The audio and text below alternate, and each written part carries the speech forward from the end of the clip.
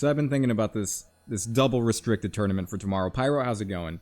I've got some ideas now, right? Without having explored the format previously, I now have somewhat of an idea of where it's going to go, right? So the first thing that I want to talk about is on Limitless, we've got a couple tournaments that have explored a double restricted format. Again, I checked on Twitter just now, literally right before stream, to see if we have any kind of update as to what the next format is going to be after Regulation G, right? We've heard that maybe it's going to be Reg H plus Paradox Pokemon.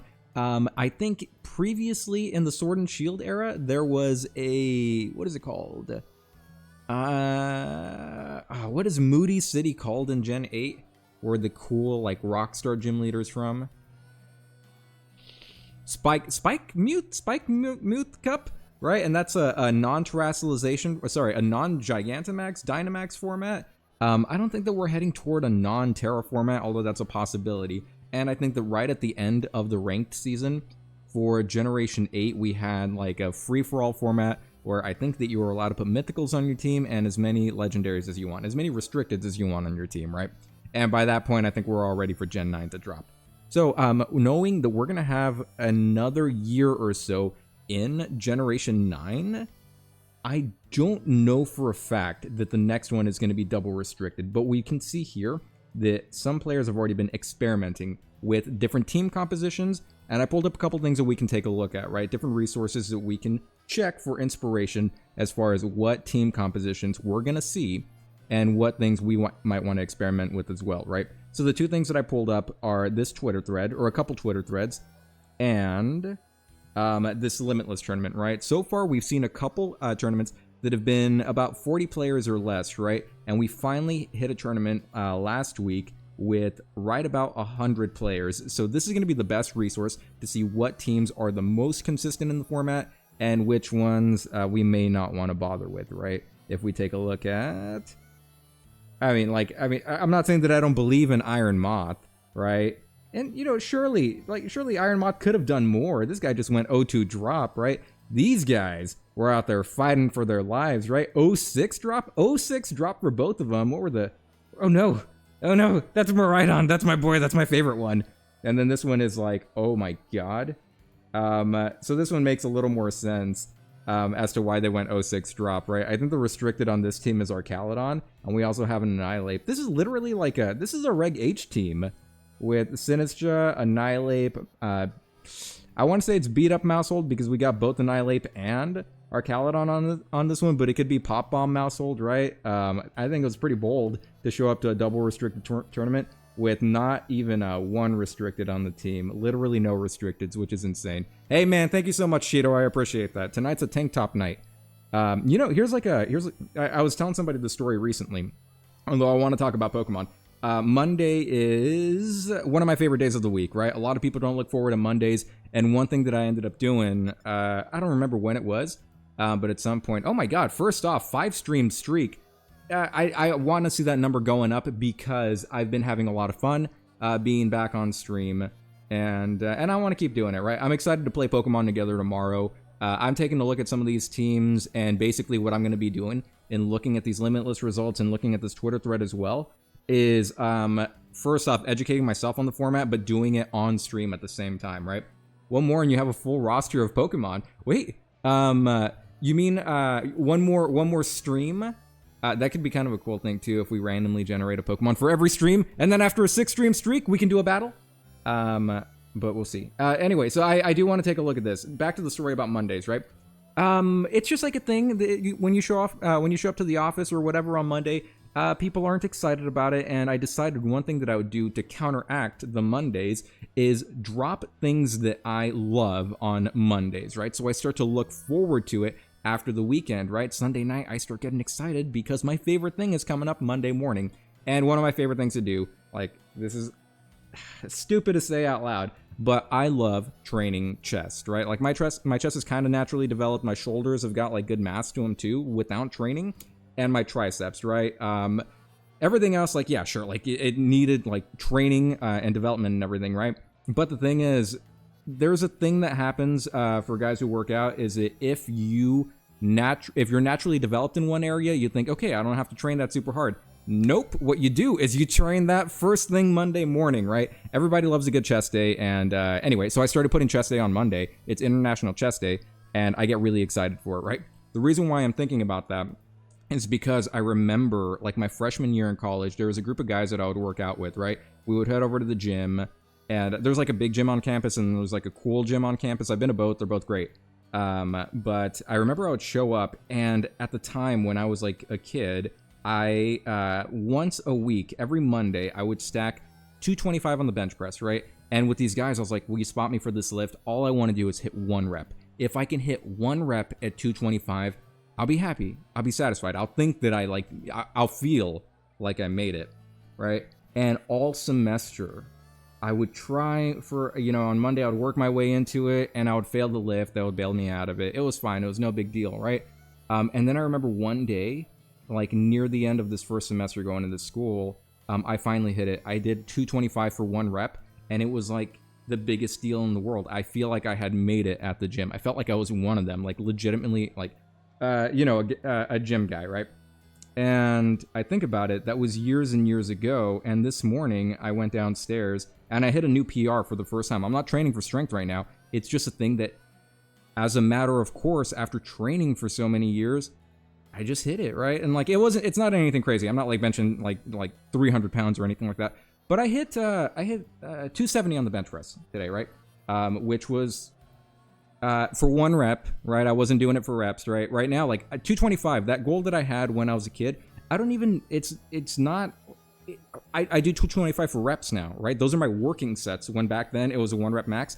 And it's a nice reminder whenever you're working toward a goal, it's a slow process, but work on it, chip away at it. And then at some point, you'll forget that was ever the goal. It's going to be like, the goal post is going to be so far behind you, you will have forgotten that it was a thing that you wanted so badly at some point because you've surpassed it, right? Anyway, it's a thing that gets me motivated, and it's a thing that gets me excited on Mondays. One more stream. We will have at least, at bare minimum, 1 more stream. And no hiatus in the near future. Wait, no, I just cursed the stream. Like, I want to take a look at the results, and the 2 things that I'm really interested in, if we can switch over to the metagame tab, are both usage for... Oh, wait, is it going to be combined? Can we not separate it? I wonder if Lab Mouse has the results from this on here. Because I'd like to be able to separate this based on restricted and non-restricted usage, right? So it looks like the highest used restricted in this tournament is Miraidon, and we can actually make it a little more specific, right? Because if we take a look at the win percentage, which win percentage is kind of like a weird metric to examine. Let's see what Miraidon actually looks like in those terms. 46.25%, right? Which, that doesn't sound incredible to me. Yeah, it doesn't sound like Miraidon is trending well. And it's got a couple difficulties, right? So anyway, I put some of these things in the builder, and I was just thinking about like important matchups and some of the best team compositions, right? One of the things that people are speculating, and I hope that we see that show up in these results, is Zamazenta being one of the best Pokemon in double restricted, right? Sword and Shield, it didn't see a lot of use because it was overshadowed by Zacian, right? But now it's got a couple things going for it, right? For one thing, terrestrialization. For another thing, access to body press, right? Which is weird. As somebody who, like, I guess didn't explore Generation 8 as much as I should have, it's really odd to see a Pokemon with such a massive defense stat, with the +1 to its defense stat on entry back in Gen 8, and now once on entry in Gen 9, not having, and also a fighting type, by the way, without access to body press, right? It makes sense that that would be this thing's signature move, but instead it gets Zacian's signature move, but just not as good. In Generation 9, Zamazenta has been so much better in the restricted format, and in double restricted, it can double up as both a tank that can deal a ton of damage and a utility Pokemon. The main thing that Zamazenta's got going for it is access to Wide Guard, and if you're going to be bringing your restricteds into nearly every single game, it would be really nice if one of them can give you an immunity to Water Spout, to Origin Pulse, to Precipice Blades, to Glacial Lance, to Astral Barrage, right? Any restricted worth using is normally going to have access to a massive spread move. The easy restricteds are going to have these huge spread moves, and wide guard access is incredible, right? Zom is a decent support mon. You don't have to worry about sacrificing a nuke like Miraidon if you bring Zam into double restricted. Exactly. So they have different roles, right? Miraidon is, you know, it is incredibly fast, but it is outsped by at least 2 other restricteds, which is one thing that I'm thinking about in team building, right? Miraidon, incredible. The damage output is undeniable. It's one of the coolest, in my opinion, Pokemon in the current format, Regulation G, right? I've been playing Miraidon the entire format since it came back. It's my favorite one, but in double restricted, I don't know. My instinct is basically to keep going with what I know, but when I stare down these teams and I see the actual composition, I think, all right, if I see Koraidon, I know what Miraidon wants to do in front of Koraidon, right? But then I see Zamazenta on the team, and I'm like, okay, that's tough, right? As a Miraidon player, just looking at this top team, I think Koraidon's a little tough as it is, and it wants to pair up with certain Pokemon that are a little tougher, right? If I just looked at this team right now without even, like, popping it open, let's look at it.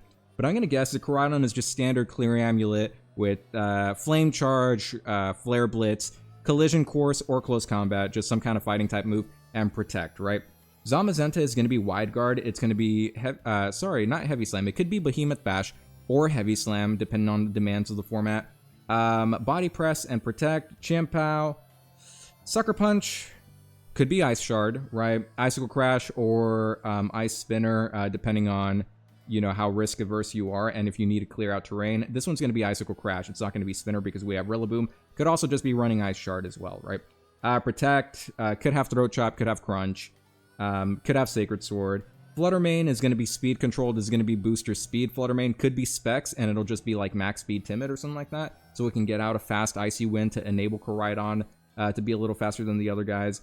If it's Specs, it's probably Moonblast, Shadow Ball. I'm betting that it has Icy Wind on a Koraidon team, right? Rillaboom is just going to be your gold standard Rillaboom. Woodhammer, Drum Beating is kind of wild. I like that a lot. But Woodhammer or Drum Beating, Woodhammer I think is better right now. U-Turn, Fake Out, and assuming it's AV, it's probably AV. Raging Bolt might want to have that item as well, but this is going to be AV Rillaboom if I had to guess. Last move should be, so we already had Woodhammer, Grassy Glide, Fake Out. That's what we're looking for. The last move should be U-Turn, right? I know that in the Global Challenge, players ran things like Terra Ground, High Horsepower to get a surprise KO on something like Miraidon, right? I think that's fine. Depending on what we end up doing, open team sheets, closed team sheets, that's up to you guys. The command that I actually, I'll share it with you right now. The command that I used to see if this would even work, check this out. Oh my god. Oh, hold on, it doesn't let me post it in here. I just saw an update in chat. We'll get there in just a second. First off, let me say congratulations. Let me finish up this train of thought just quickly. But either way, instead of High Horsepower, I think that U-Turn is just a better move on Rillaboom. And then Raging Bolt, I bet it's not Calm Mind. It's going to be Thunderclap, it's going to be Thunderbolt, Dragon Pulse if you're afraid, and Draco Meteor if you're cool.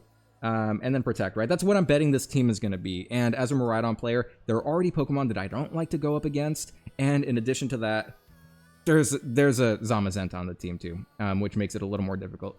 Cheeto, so... Wait, you talked to your girlfriend last night, and she finally said that she loved you. First off, that's incredible. Congratulations. That's such a nice feeling. And right now that I'm remembering it, I thought about it after. It wasn't, I don't think it was the first stream back, but it was when you told me that you're seeing somebody. I remembered when you went back to school, I remember that you were, I guess, single and then wanting to get in a relationship, right? Or kind of like, or open to the idea of seeing somebody. And when I came back and to find out that you're seeing somebody and that now it's gotten like really, I don't know, like I don't like to use the word serious because that's a word that kind of like freaks me out a little bit, but serious in the best possible way is really nice to hear, man. So congratulations.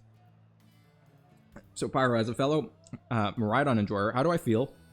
How do I prefer dealing with fire? I love Terrafire, Assault Vest, Rillaboom because if they go Terrafire in front of me, here's one thing that I'll say. I run Chi-Yu on my current version of my Miraidon build, and it's just, it makes certain matchups free, in my opinion. Things like Shadow Rider Calyrex, just, they can't touch me, right? Rillaboom loves to go Terra Fire in front of Chi-Yu, and as soon as they do, I'm just like, my god.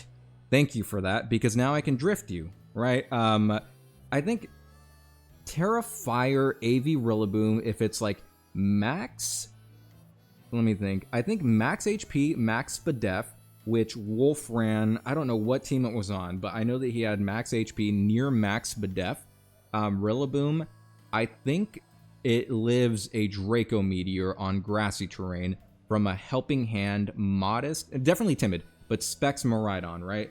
And that'll do the same amount of damage on grassy terrain as Electro Drift. So Rillaboom can technically survive that hit even on, even with Helping Hand boost, right? But either way, the idea here, if they go Terra Grass, then I can freely click Electro Drift, which I think Rajan Ball, when he originally introduced the concept of like Terra Electric Miraidon at the time, he talked about Electro Drift being the worst move on the Pokemon. I disagree with that. I love to just enter the game, straight up click Electro Drift. A lot of Miraidon players, first off, like to lead Miraidon. It's one of my go-tos, but there are times that I can't. Into this team, I may or may not lead Miraidon. Or I'll share with you guys a game plan that I would have on the previous version of this team without Zamazenta, right? But the whole idea is you don't always want to lead Miraidon, especially if they have the potential to take control of terrain. And sometimes, a lot of times you do want to Volt Switch, but sometimes you do just want to start drifting, right? Sometimes you just want to click Draco Meteor. And I think Draco Meteor is like busted on Miraidon. I know players are afraid to click it. I think it's so good. But Terra Fire Rillaboom, it's my favorite thing that happened because they've burnt Terra and they've weakened their Rillaboom. It's incredible. How I deal with it is if I see Rillaboom on the team, I'm normally clicking Volt Switch. But when I come back and they're Terra Fire now, oh god, oh it's so good. This one's Terra Water too, which is amazing. Cheeto, she said she wanted to tell you for a while, but was scared of scaring you away. But that she said you feel like your relationship is better than ever. That's so good. And all right, here's like a thing that I believe IRL is if we talked about it more. I think there's some people who are kind of like afraid to share things that are a little more like I don't know, like I don't know how else to describe it, so I'll just say it how it is. Some people are afraid to share things that are a little more affectionate, right? I've never been that way. I've kind of like always worn my heart on my sleeve. Like if I'm feeling it, I'm saying it, right?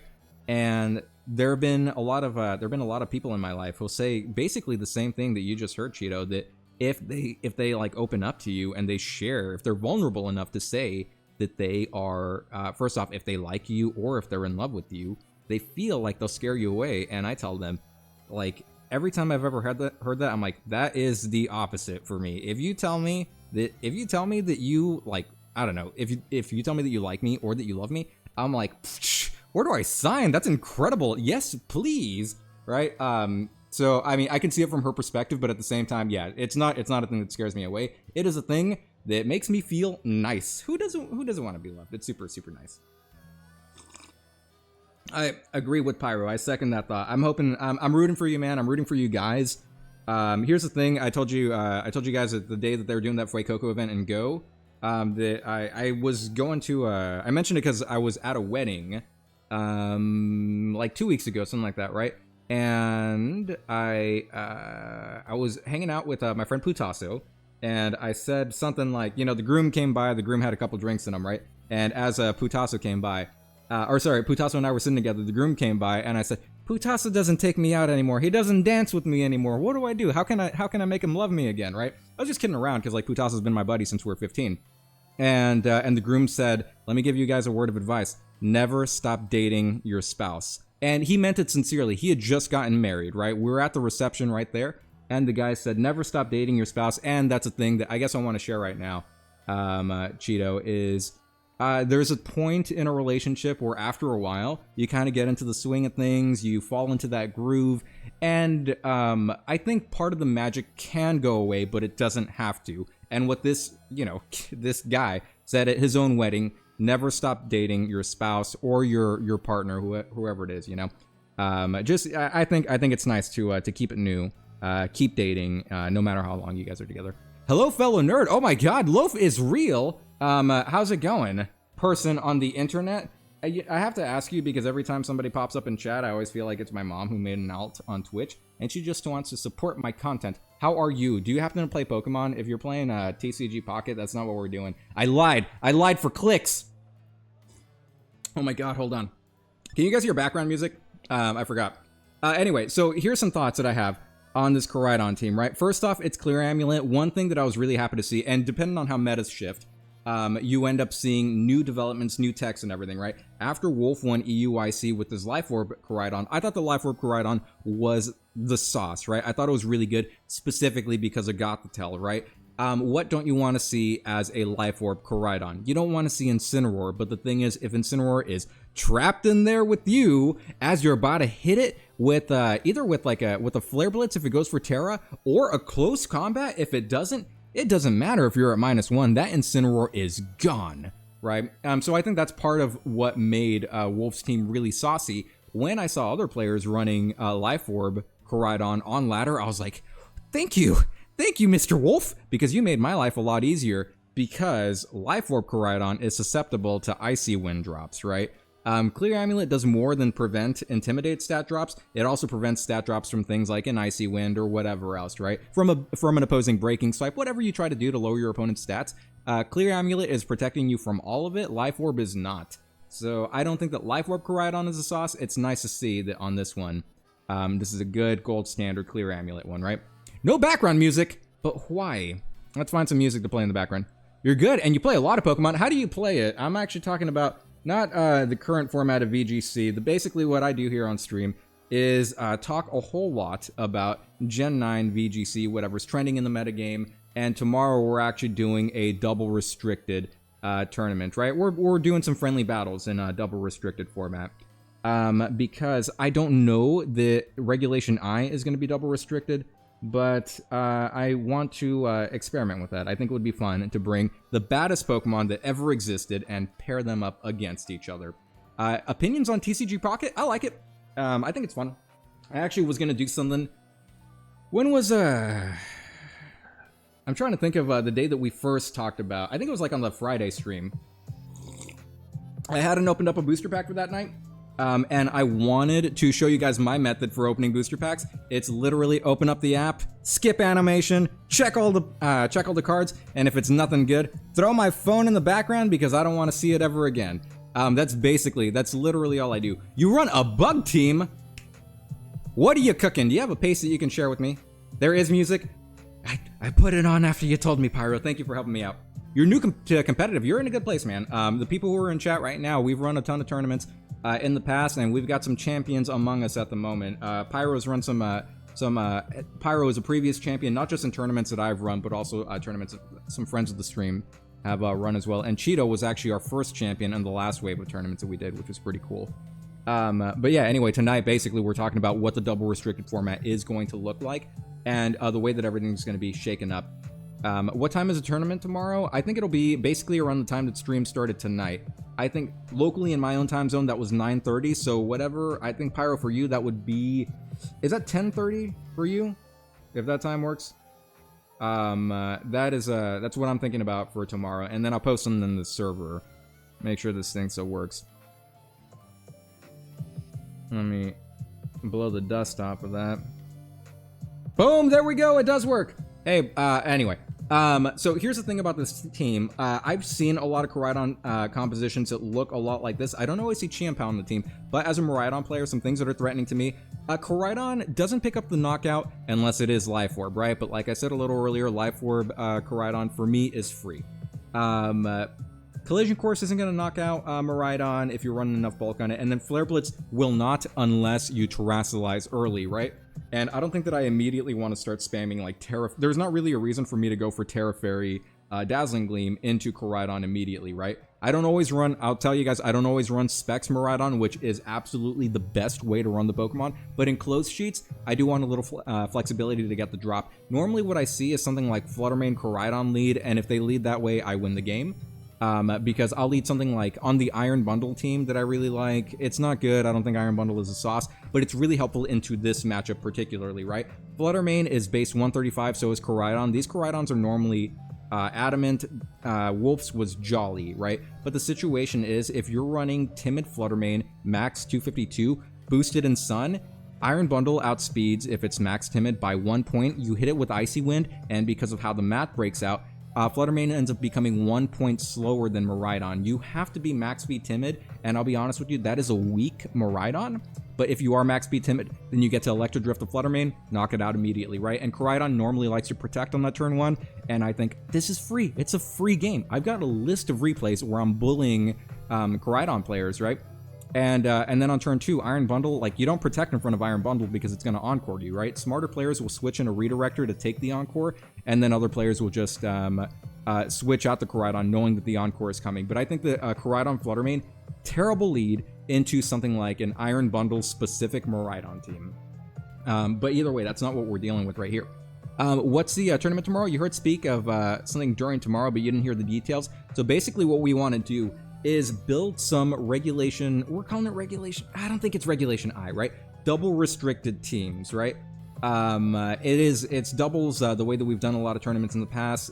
You have a team of 6, you bring 4, best of 3. I think it'll be closed. I think it might actually be open team sheets, just because the command that I'm using is, we can get rid of the part that requires open team sheets, but it depends on the players and how you want to play the tournament. If you have some sauce and you don't want to reveal it, then we could probably, we'll put a poll in the server. That's what we'll do. But double restricted VGC tournament, right? I think it'd be cool, man. And if you guys need some inspiration, let me drop a couple things just quickly. The things that I'm looking at tonight, number 1 is this large limitless tournament. Number 2, this is kind of the easier thing to look at. There has been a server that popped up recently, and this is one of the hosts of the server.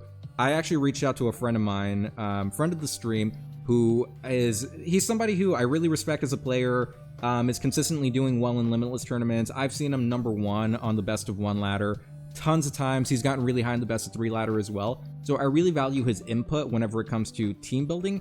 And it just so happens that he ended up winning one of these limitless tournaments recently with the double restricteds.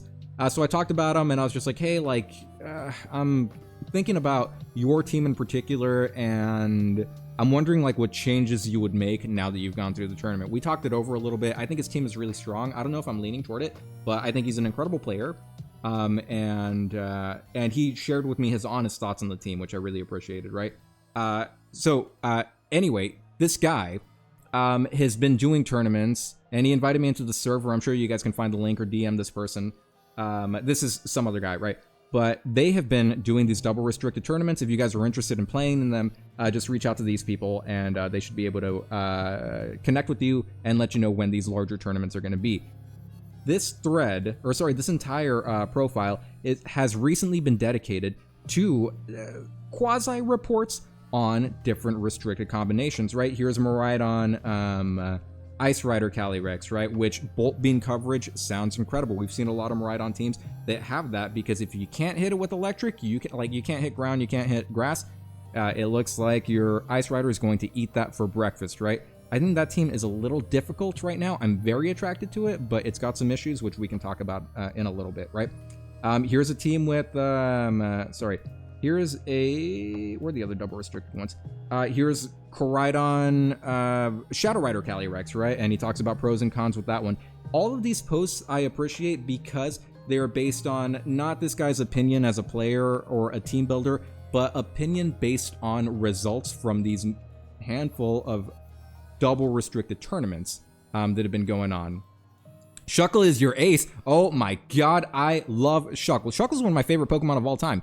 Shuckle is your ace. Scizor, Volcarona, Heracross, Lokix, and Galvantula. You know, I thought that Lokix was, I saw one pop up on the Showdown ladder. So this is in the, I was playing the Regulation G format, the official, like, recognized competitive format at the moment, right? In VGC. And I saw Lokix turn 1, and I had a flashback to, what was it? As a Miraidon player, I had a flashback to a game that I played against Slitherwing. I've never been afraid of Slitherwing until I saw this happen, right? It was banded, they went Terra Bug, and they clicked First Impression, one-shot my Miraidon immediately. I've since adapted to a bulkier Miraidon, but my god, that was a scary thing. To see Lokix show up, I think I actually have a replay. I have a replay against the Lokix. It didn't have Shuckle on the team because Shuckle's not legal. or I don't think the Shuckle is available in Generation 9 right now. What was the idea there? But Low Kicks has got kind of the same thing there too. If you go for like a banded first impression, Sword of Ruin on the field, it just does way too much damage. It's a ridiculous Pokemon. How's everybody doing? Naps to Potato, how are you doing? We're going over some ideas for double restricted, right? And if you're interested too, like this Twitter thread that I'm looking at, I keep calling it a thread. There are many threads here. Has got some of these ideas that in theory should do well in a double restricted format. And have already shown some success. I'll tell you guys. I gotta tell you guys right now before more people like show up.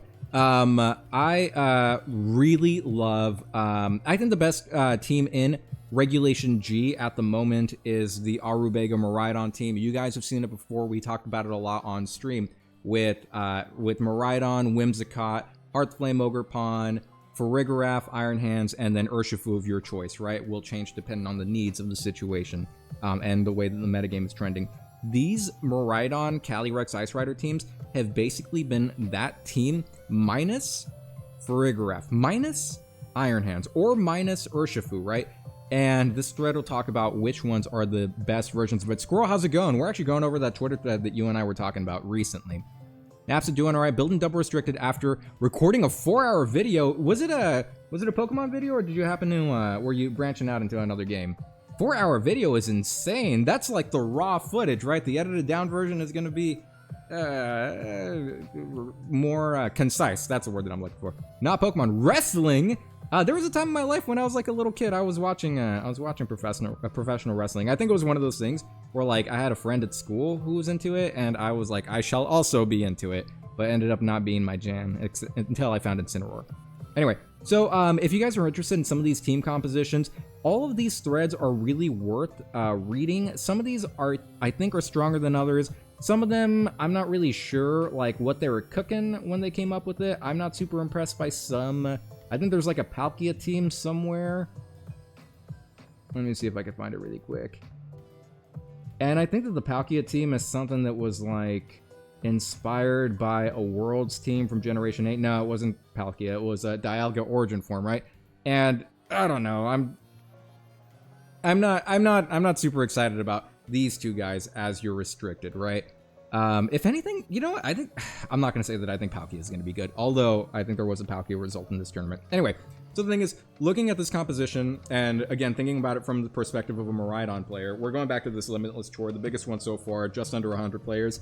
There's some things that you don't want to see as a Miraidon player. It's kind of difficult to lead Miraidon if you know they're just going to have Rillaboom, right? That's why you have your Heartflame Ogerpon on the team. That's why you have something like a Chi-Yu. Chi-Yu actually looks really nice here, but I can't freely click Heat Wave knowing there's Zamazenta ready to go for, actually, yeah, this one's running Wide Guard, of course it is.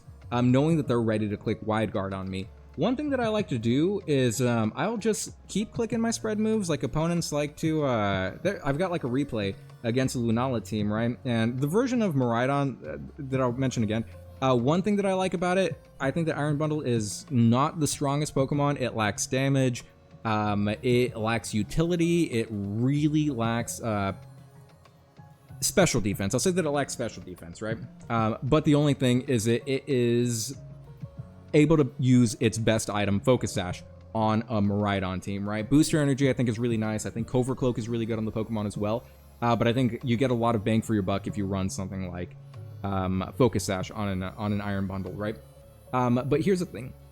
So you can't freely click Heat Wave with this one. I'll give you guys a little sauce on the Chi-Yu thing.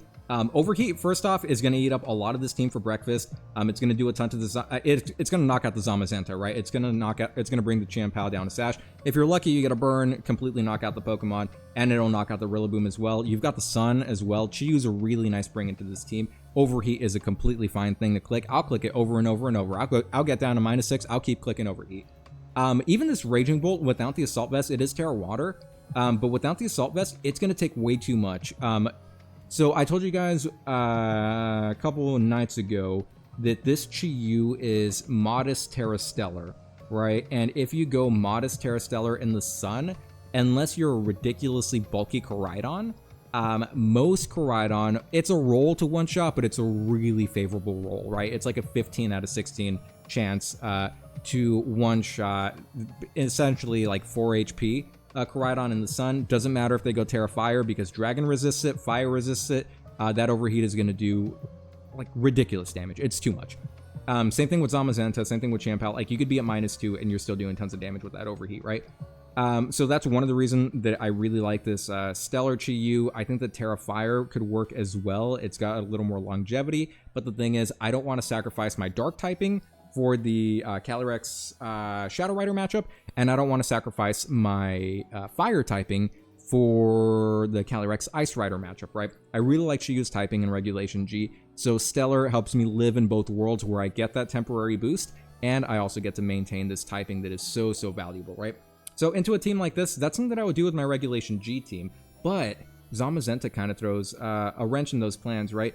One thing to look out for as a... what is it called? You have no idea what any of this means, but you're learning something. That's good, man. Here's the thing. I remember the first time that I ever started like taking this game seriously. This was like in Generation 8. I came in at the tail end of the Dynamax format, right? And I remember, I mentioned this in conversation with somebody earlier. There is a move called Follow Me on bulky redirection Pokemon, right? Sometimes on your team you need a support Pokemon that just can survive a bunch of hits and can redirect them into itself, so the ally Pokemon is out there doing all the damage, right? And in Generation 8, you guys might appreciate this situation. Oh my god, ×3! Hey, by the way, I want to give a quick shout out to another content creator out there who is, and we got other content creators on here, basically, like, click on all these links, by the way, and a lot of these guys who are in chat right now stream themselves and have got excellent content. But I want to specifically shout out ×3 because he puts out music on Spotify. I'm also a musician. Love the things that ×3 puts out there. So check out his stuff. Absolutely worth a click if you guys haven't checked them out before.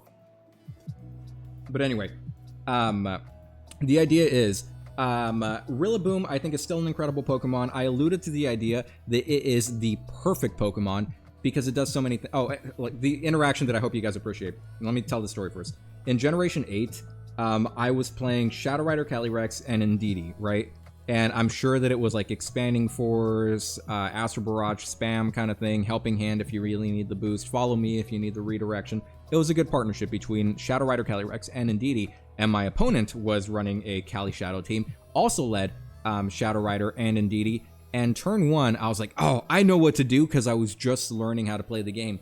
I went for Follow Me with the Indeedee, and then I clicked like Astral Barrage with Calyrex, something like that, right? And then my opponent did something different. I think they went for like a Helping Hand Astral Barrage or something, right? But then what I noticed is that their Calyrex won the speed tie and knocked out my Calyrex, and I thought, what? And the Indeedee survived, and I said, how did that happen? How did this attack kill the Calyrex, but not the Indeedee? I clicked Follow Me. Isn't that supposed to redirect the attack? And I was just like, this game doesn't make any sense at all to me. For veterans of the game, you guys know exactly what happened in that situation. The Indeedee survived because it's immune, as a normal type Pokemon is immune to the Ghost type Astral Barrage. But Astral Barrage in doubles is a spread move, meaning it hits both targets, and Indeedee's Follow Me can only redirect single target moves.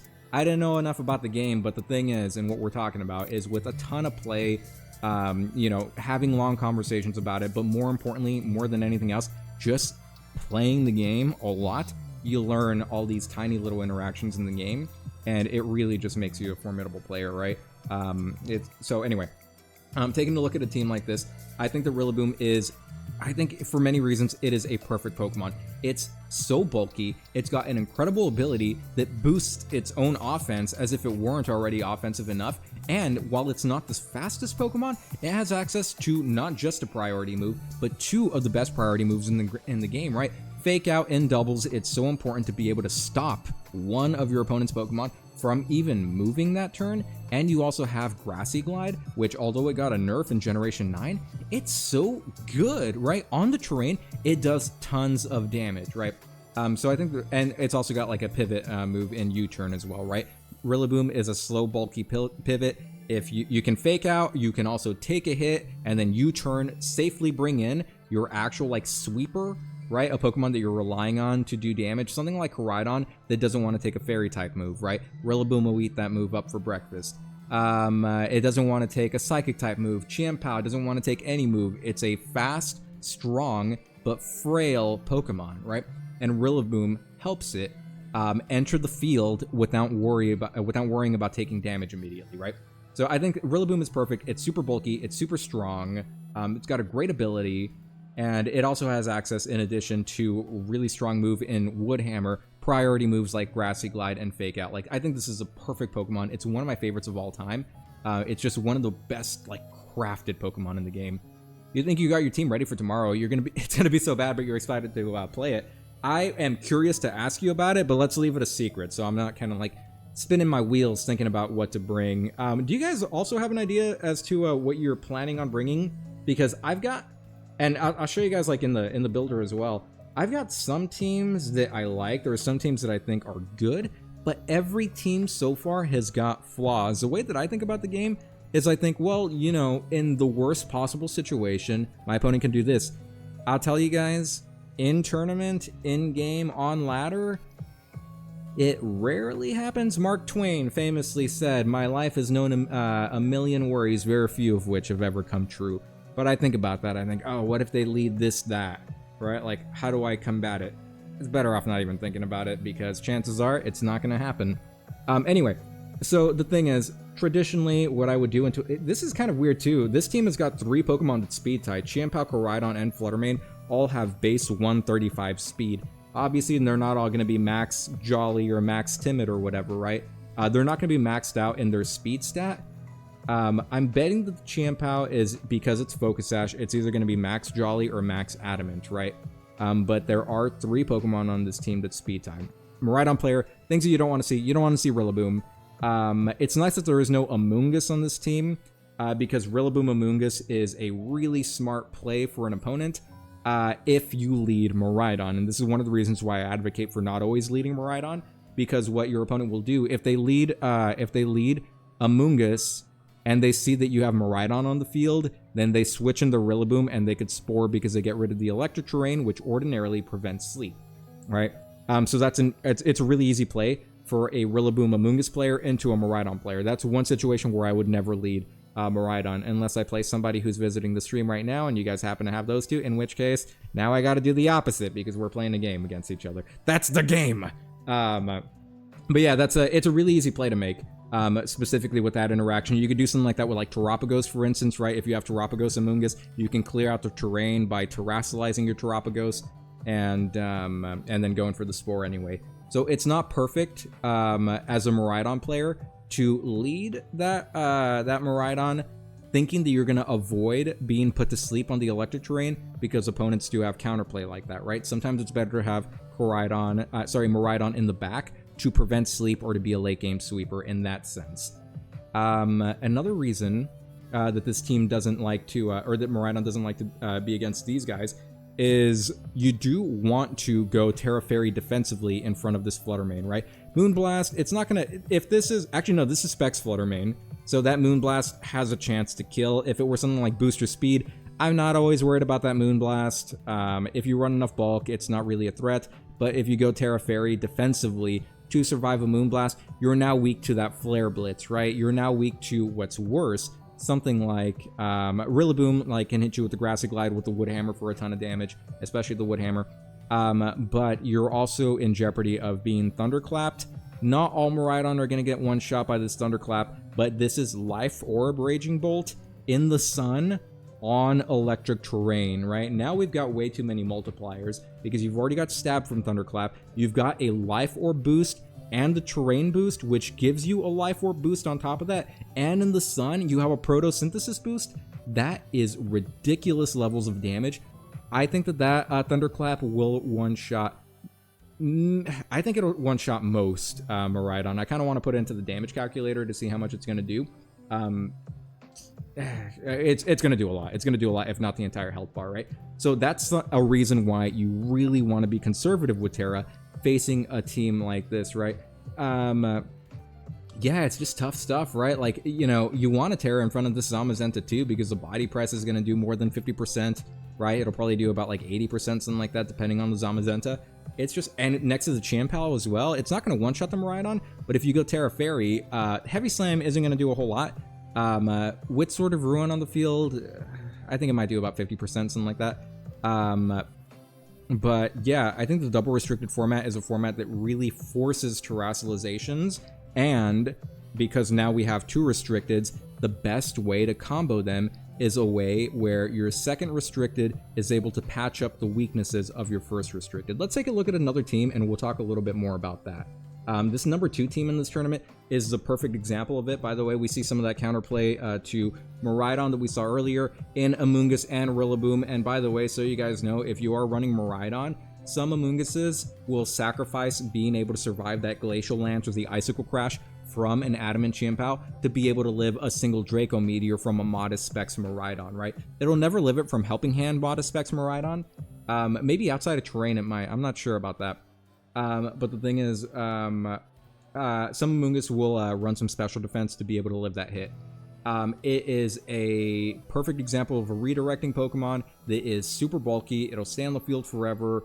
Regular Miraidon, if you're going to hit it with like an Electro Drift or a Volt Switch or something like that, unless you're running Terra Electric, which I don't know if right now is the time for it, you're not going to knock out Amoonguss immediately. And of course, it's going to keep switching out to get that Regenerator recovery. You can put things to sleep when you pair it with Rillaboom and you've got the grassy terrain on the field, right?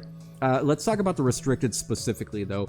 I really like this combo. I think this might be the best team in the metagame at the moment. It didn't win this big tournament, but it got really close. It went 9-2 and into finals. I think this is the best pairing for restricteds, and here is why. Shadow Rider is the best relevant restricted Pokemon. Actually, I think it's sorry, not best, fastest, right? And I think it's actually the fastest restricted Pokemon. I'm thinking of things like Regieleki, Booster Speed, Paradox Pokemon that will outspeed it. But outside of that, naturally, Shadow Rider Calyrex is the fastest restricted. You can do some really wild things with it too. In closed team sheets, I've seen people run like Scarf Shadow Rider, which is kind of insane. Not super powerful, but a crazy thing you can do to get a drop on your opponent in closed sheets, right? This is Sash Shadow Rider Calyrex. When you run Focus Sash, often you are afforded the ability to run just max special attack or max attack, whatever type of attacker you are, and max speed is the important part here. So Calyrex Shadow Rider is going to be one of the fastest, most offensively geared Pokemon in the game. It's got a spread move, it's stab, it does so much damage, and if you get a knockout, you get a +1 for every knockout that you get, right? So this Pokemon snowballs quickly. The thing about it, though, is it really doesn't like to see dark type Pokemon. Dark types are, first off, resistant to Astro Barrage and completely immune to your secondary stab, which here is Psychic, right? So a dark type is something that you really don't want to see. Normal type is something that you don't want to see, although it'll take neutral damage from your Psychic. It is completely immune to your ult move, Astro Barrage. Shadow Rider really doesn't want to deal with normal type Pokemon or dark type Pokemon. However, that's why on this team, Zamazenta is the perfect secondary restricted, because its best move, Body Press, is a fighting type move which will hit dark types and normal types for super effective damage. In addition, the worst thing for a Shadow Rider Calyrex player to go up against is the mirror, right? Because you have to worry about speed ties, you have to worry about the opponent getting a one-hit knockout on turn 1 as well, because their Shadow Rider is going to hit you for a ×4 super effective damage. That's one of the reasons why this Shadow Rider is Focus Sash, and I think that's the most common item for this Pokemon in this tournament and also in Generation 8, right? Because you don't want to immediately die to a single attack. So that's some of the great natural synergy that we have here. Conversely, Zamazenta, as the standalone restricted in Regulation G, hates seeing Ghost-type Pokemon because they're immune to Body Press, right? That's where Shadow Rider comes in. You go Terra Ghost to avoid a Body Press, you've walked into an Astro Barrage. Fighting plus Ghost is a great combo, so this duo makes so much sense. These guys are incredible together. I'll add one more thing to the pairing of Shadow Rider and Zamazenta. Shadow Rider really fears opposing Shadow Rider, but what do you want to click? When you're running these restricteds, Squirrel, if you're still out there, we've talked so much about Kyogre wanting to click Water Spout. I think the mistake in the way that some Kyogre players play is to click Origin Pulse. Sometimes you have to for the damage output, but if my opponent's low, if I'm playing Kyogre and my opponent is like down to 1 HP or something like that, I don't need to click Origin Pulse. I'm going to click Water Spout. I just need to knock out 1 hit point. That's it. I need to make sure that my move connects, right? You want to hit their favorite move. For Kyogre, it's Water Spout. For Shadow Rider, it's Astral Barrage. For Ice Rider, it's Glacial Lance. Honestly, I can go for a super effective high horsepower with Ice Rider Calyrex, but more often than not, I just want to click Glacial Lance. For Trick Room players, a lot of times they just want to go for Trick Room, right? They want to follow me Trick Room, fake out Trick Room, whatever, Wide Guard Trick Room. Sometimes you just want to click Glacial Lance. You don't always need Trick Room, even if your team is a hard Trick Room team, right? I think it's not my favorite archetype, but I've played plenty of Trick Room in my time.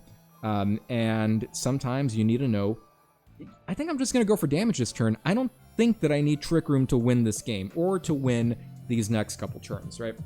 The thing about it, though, is that when you want to click your huge spread moves, especially if you're Shadow Rider versus Shadow Rider, if you're willing to risk the speed tie and just click Astral Barrage, you've got Wide Guard on your guy, right? Shadow Rider really doesn't like dealing with things like Kyogre. It really doesn't like to deal with things like opposing Shadow Rider Calyrex, but Zamazenta, again, being the perfect partner for it, has access to Wide Guard, right? So you can freely click your own Astral Barrage, knowing that your opponent cannot click their favorite move.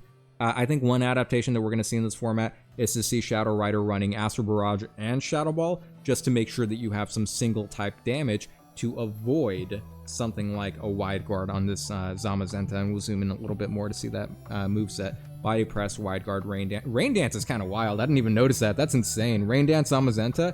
This guy was cooking. Oh my god. That's pretty smart, actually. You've got Rillaboom and Amoonguss here. No Flare Blitz, right? No Flare Blitz on the Incineroar. So Rillaboom, Amoonguss. What are the Terras on these guys? Terra Water Shadow Rider. I'm not sure that I entirely see the vision with Rain Dance. You know what? Like, it's protecting 3 of your Pokemon, right? If you've got 2 fire types and 1 steel type, the rain is going to protect them just a little bit, right? But anyway, that's one of the best combinations right now in this theoretical metagame that we're going to see in Regulation G. Shadow Rider, Zamazenta. If I were running these guys, those are some of the things that I would do. I would probably tack on something like, I think Nasty Plot is just insane on Shadow Rider Calyrex. In this fast-paced format, I don't know how many opportunities you have to click Nasty Plot. Obviously, this player going 9-2 and making it to finals, right, being 1 game short of winning the entire tournament, found the opportunity to click Nasty Plot, right? You have double Fake Out on that team, you have Redirection with the Amoonguss, you have Wide Guard support.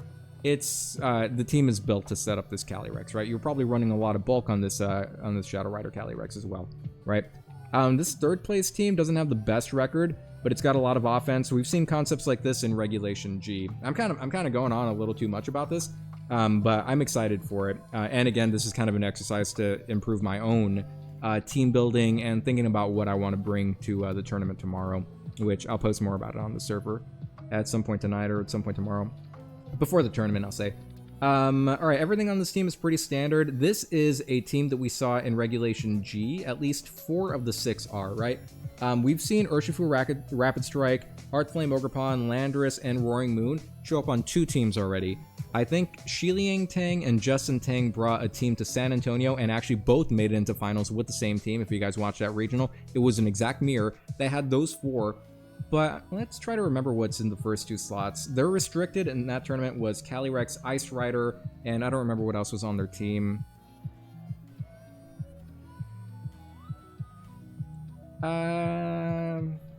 It's possible that it was Indeedee, but I'm kind of doubting it. I don't remember what the last Pokemon was on the Tang team, right? But at the Vancouver Regional Championship, we again saw Urshifu Rapid Strike, Roaring Moon, Landorus, Incarnate, and Heartflame Ogerpon.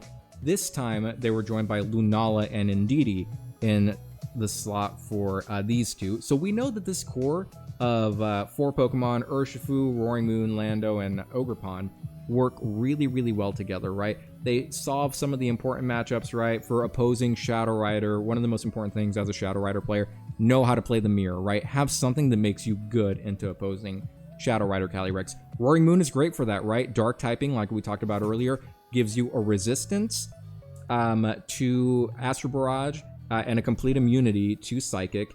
It also gives you Tailwind, so if you're worried about not being the faster Shadow Rider, you have Tailwind support on this booster speed Roaring Moon, right?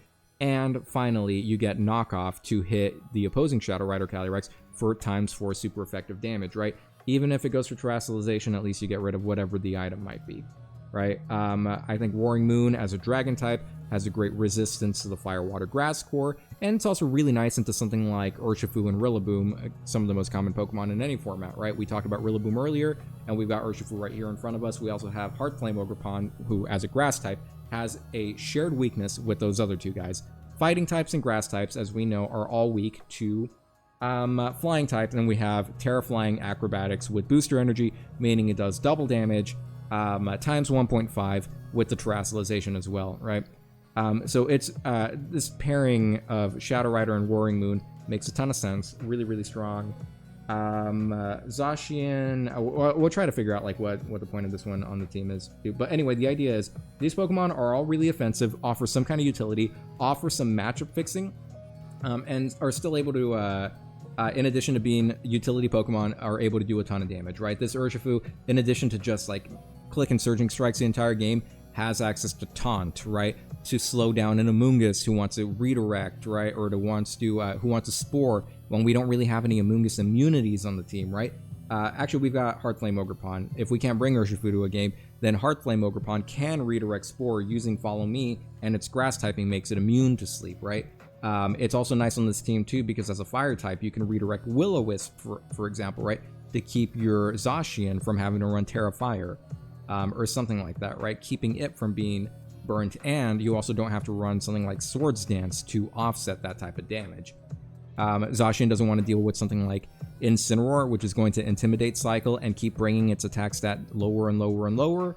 You've got Urshifu to very quickly deal with that Incineroar, and that's something that Shadow Rider Calyrex doesn't want to deal with either. Landorus also deals with something like Incineroar. So either way, these team compositions should be thought of like that. Where is my team weak? What is deficient about my team? And how can I improve on that? So that's kind of the type combinations with the restricteds and some of the way that we fill out the remaining slots, right? So we have Tailwind that also does damage, we have knockoff utility, and we have a way around things like Rillaboom and Ogerpon and Amoonguss, stuff like that, right? Things that can live in Astral Barrage. Let's try one more team and one last concept when we're thinking about building teams for this tournament, right? So the number one team is basically a Regulation G team that has been adapted to the double restricted format, right? Almost a standard Koraidon team like we talked about earlier. However, they slotted on a Zamazenta to help with things like Terra Fairy, Dazzling Gleam, which Raging Bolt doesn't want to deal with, which Koraidon doesn't want to deal with, and which Chien-Pao doesn't want to deal with, right? And then the second place team is an adaptation of another Regulation G team, but this time they just slotted on two different restricteds, right? It's a core of 4 Pokemon that we know work, but they've been repurposed to support Shadow Rider and Zamazenta this time.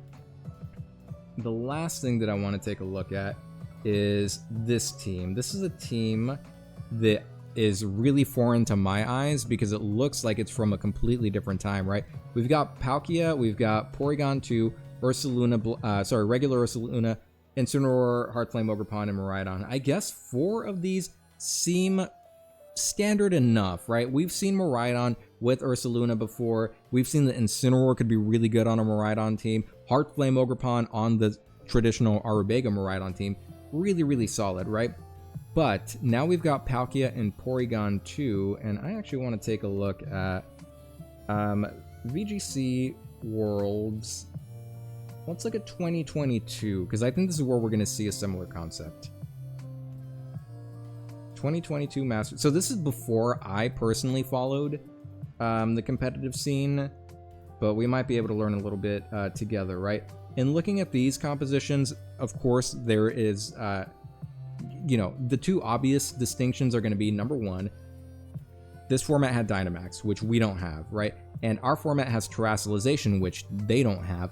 But a lot of these Pokemon that were good then, in double restricted, are still good now. So it looks like that second place team took the concept of Zacian and Shadow Rider Calyrex, Zacian being one of the best Pokemon in the format at the time, for its ability to hit Dynamax Pokemon for super effective damage every single time, is really cool. This is just Renya's Sun. Actually, it's not Renya's Sun, but it's pretty close. It's a cool team. Kyogre Zacian, which I think is strong as well. Here we go. So it was Paul Chua, another player that I think is... I've never met Paul Chua in person. He's one guy that I want to cross off the list and see what he's really like IRL. This is the concept that we saw translate into this other Limitless tournament, right? Porygon 2 and Palkia. I thought that maybe we would see Calyrex Ice Rider on this team, but instead we just have Ursaluna as one of the Trick Room sweepers, right?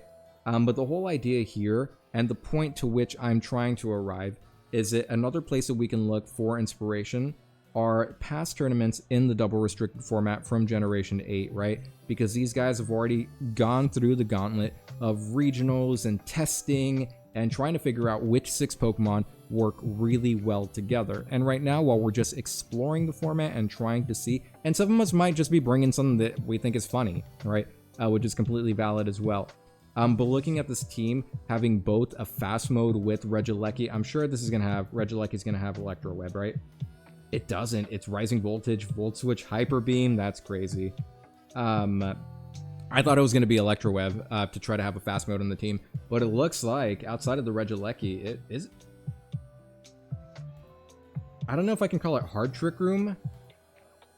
It's pretty hard Trick Room, right? It's not... It's a hard Trick Room team. Like, Regieleki really throws me for a loop here. Does it have a flying type move? Hyper Beam, Volt Switch, Rising Voltage. No, it doesn't. It doesn't even have, like, the fake Tailwind from Generation 8. Alright, but either way, the whole idea here is that you've got good, reliable Trick Room setters in Palkia. Palkia has had 0 good results in Regulation G, right? But in a double restricted format, can it be good? Possibly, right? We see some obvious synergies here, and that not only is it a Trick Room setter, it's a Trick Room setter with telepathy, right? So you can have it next to your Ursaluna, you could spam this Earthquake, and Palkia is completely fine, taking 0 damage from it, right? I'm wondering what else we want to do here, because maybe it's like water types that Ursaluna doesn't want to deal with, and Palkia has a ×4 resistance to water types. That's kind of a concept that we have there. Palkia is neutral to grass types. Do we have terrain control here? We've got Incineroar for Intimidate. I'm thinking about Rillaboom specifically. I'm trying to figure out what's going on here. Incineroar and Hard Flame Overpawn to deal with Rillaboom, which Miraidon really doesn't like. I feel like this team would be really... Again, like I'm thinking of like the obvious type synergy with Bolt Beam coverage. This team seems like it would be really, really good if you just replace a Palkia with an Ice Rider Calyrex. But the last thing that I'll say, and I had this conversation with somebody yesterday who was like, hey, this team looks really strong, doesn't it? It's got some of your favorite Pokemon. And I'm like, yeah, it does. Like, I really love Miraidon, and I really love Ice Rider Calyrex, the 2 restricteds that I have the most experience with. However, if you guys go back and read this thread, one of the things that it'll share, which is... I think one of the obvious weaknesses of the team is the Zacian destroys the team. And if you think about it this way, Zacian doesn't... It's got a signature move that is fine, right? But its typing is what is incredible here, right? Miraidon is not going to want to lock into something like a Draco Meteor for fear of getting locked into an endgame with a Fairy-type Zacian, right? Where it is completely immune, right? As a Steel type, you resist Glacial Lance, which is what Ice Rider Calyrex wants to click. You outspeed both of the Pokemon, and you hit them both for super effective damage, right? Think about it. You're a Fairy type, so you hit this Dragon type for super effective damage, right? You're also a Steel type, so you hit this Ice type for super effective damage. Both these guys get pretty cooked by Zacian, and in a format where I think Zacian is going to be pretty good, I don't know if it's safe to bring Miraidon or Ice Rider Calyrex unless you figure out a way to solve the Zacian matchup, right? Some things that I've thought about in order to make that a little better. Something like Chi-Yu, that sounds really good, but then Zacian Kyogre sounds pretty difficult to go up against. Zacian Kyogre is one of the example teams from this Twitter account, and I'll share the link again for anybody who's interested in taking a look at that. So we think, okay, what else can deal with it? How about Lando Eye? We've seen Lando Eye on Miraidon teams, right? I think that's fine as well, but what does Lando Eye fear? Again, something like, not just Kyogre, but even like a Pelipper or something like that, right? That you're going to have difficulty knocking out for one thing, and staying in on damage, you also don't want to use your terrestrialization on something like Landorus, because you expose a host of other weaknesses. One thing that I really love to do in front of like Lando I, when I am running the Miraidon Iron Bundle team, is even like Scarfed Lando Incarnate doesn't like the situation because it wants a Terra in front of this either like ×4 super effective Icy Wind, which will get the knockout when it's from an Iron Bundle. Fluttermane doesn't always get the knockout because that Icy Wind doesn't stab. With Iron Bundle, it is, and you're going to knock out the opposing Landorus. Or you could just hit Freeze Dry if you don't want to risk the miss, right? The idea, too, though, is that if you are a Scarf Lando and an Iron Bundle will Icy Wind speed drop you, then now the Miraidon outspeeds you, and that was the point of your choice Scarf anyway, wasn't it? And if you go, like, Terra Poison, if you go Terra Steel in front of this Iron Bundle, you just get Electro Drifted, right? I love, like, I can't tell you how many replays I have where my opponent's like, you just Electro Drifted into a Scarf Lando, you're insane. And I'm like, nope, super common play, do it all the time. Because I know you're going to Terra in front of that Iron Bundle because you don't want to go down in one hit. Unfortunately, you go down in 2 hits now. So anyway, these are some teams that I wanted to look at tonight. I think a lot of them are worth exploring, right? If you click into these links, they'll have pastes, they'll have some sample spreads. Not all of them are going to have EVs, so team builders, you've got to use your creativity there. You got to use your good team building skills. Some of them will have EVs. If we take a look at this one, it looks like it's just max, right? Your max special attack, max speed. That's pretty insane. You know, no focus sash. Do we have redirection here? We've got Ndidi for redirection. You got Ditto on here too. Come on, Ditto on a double restricted team, triple restricted team. Sounds pretty good. Ditto's got a, you know what a good matchup is for a lot of restricteds? A copy of itself. So I really like the concept of having Ditto in a single restricted format and in a double restricted format too. So one place to go for inspiration is just to check out this resource online. Again, this guy, I am now following him on X. I've been following him for a couple days since we started talking about double restricted, because he's out there posting all this useful information, right? Because they are gathering data for when we eventually have a double restricted format. They're playing a bunch of games, seeing what's good in this format. So if you guys are curious about that, here's a link to that tweet that we just took a look at. Feel free, read all these articles, super helpful stuff. That's one place to go for inspiration in your team building. If we take a look, and Limitless tournaments as well, which I'll just go ahead and give you guys a link to this specific tournament as well, if you want to take a look at that. And the next step that we'll go into is the way that these players are finding inspiration for their teams, right? One place it's really easy to go to are teams that have been successful in Regulation G, like the standard Koraidon team, and adjusting it to make room for a second restricted, right? So take a look at the teams that have been doing well in Regulation G, and then adapting them to a double restricted format, right? And the last place that we can take a look at is a double restricted format in previous generations. The mechanics are a little different there, but we can take a look at things that can be pretty cool. Please tell me this is what I think it is. Yes, it is. All right, check this out. Here's going to be the last thing that I share with you guys before the stream ends. I'm basically leaking a lot of sauce right now because I want you guys to be prepared. I want you guys to have some cool stuff to bring for this tournament tomorrow. Again, more details in the server. If not this evening, then at some point tomorrow. Here is a cool synergy that I've played this kind of thing with other Pokemon, right? Not with these two, because this is going to be like my first time really playing in a double restricted format. Even in Generation 8, I just wasn't around for this stuff, right? But here's a cool little interaction. When we talked earlier about this game having all these tiny little interactions that can kind of like make or break a given situation when you're playing doubles. This is a really good example of that, right? This Zacian has an odd move on it, right? And the other ones that we saw, Ironhead becomes Behemoth Blade, right? So it's Behemoth Blade, it's close combat instead of Sacred Sword. That's pretty cool too, honestly. I don't know if we want to, I actually think close combat is, I hadn't considered that. I didn't know that it got it. I was thinking like Sacred Sword's a decent move on it if you just want to run 3 attacks. Otherwise, Behemoth Blade, Play Rough, and then we've seen like substitute, we've seen sword stance. Protect is pretty mandatory, right? This one isn't running those other moves that I listed. This is running quick attack, and we might wonder, why quick attack, right? It's just like, it's an attack that does very little damage. Yeah, it's priority, but are we trying to pick off like a focus sash? What are we doing with quick attack here? Here is what we're doing with quick attack. This team also has Whimsicott, and I know this Whimsicott is going to have Encore. What?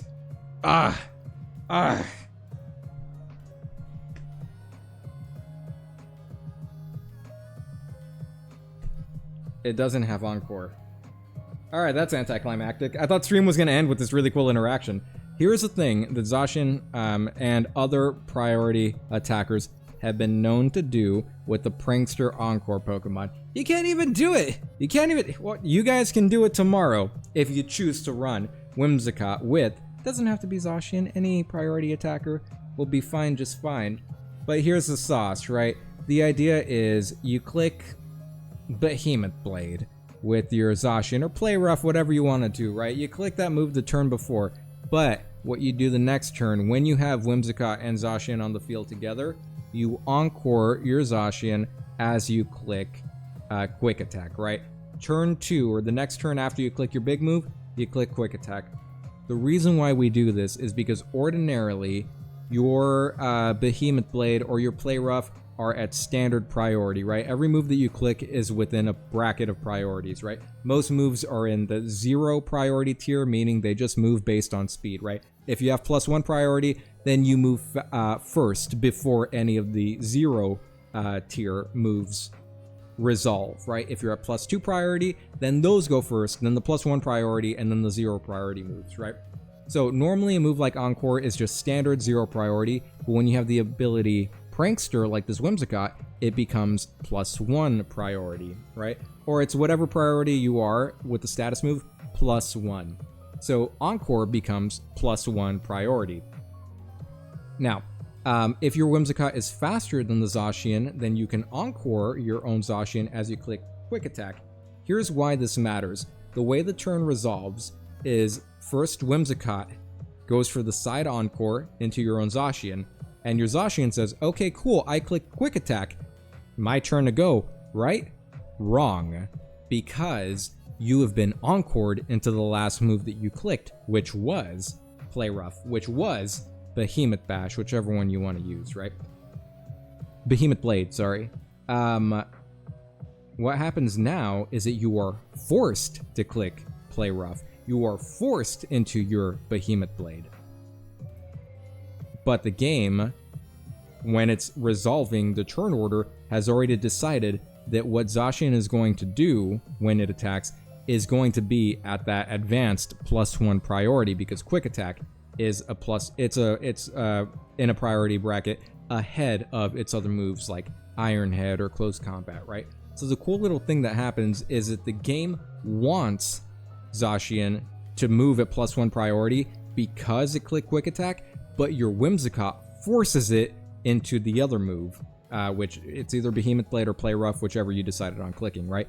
The end result is a +1 priority for this Zacian, Close Combat. +1 priority, Behemoth Blade, right? For your own Zacian, +1 priority, Terra Fairy Play Rough, right?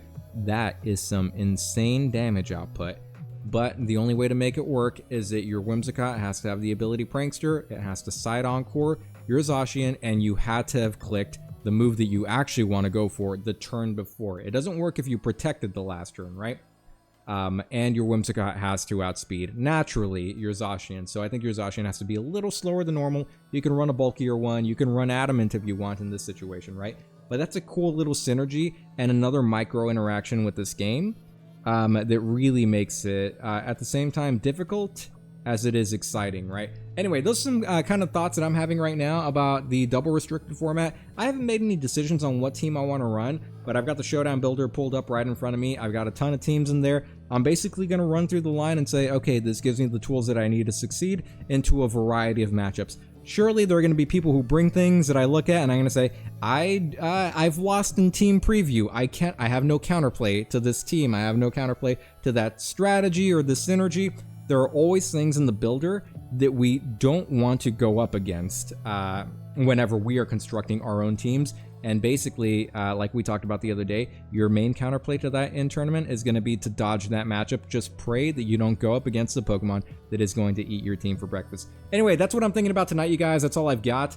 Next stream is going to be tomorrow night. I'll let you guys know what time we're going to be looking at, and basically the structure of the tournament as well for this double restricted. I'm looking forward to it. I'm hoping that you guys are looking forward to it as well. I can't wait for it. I can't wait for it. I'll see you guys then.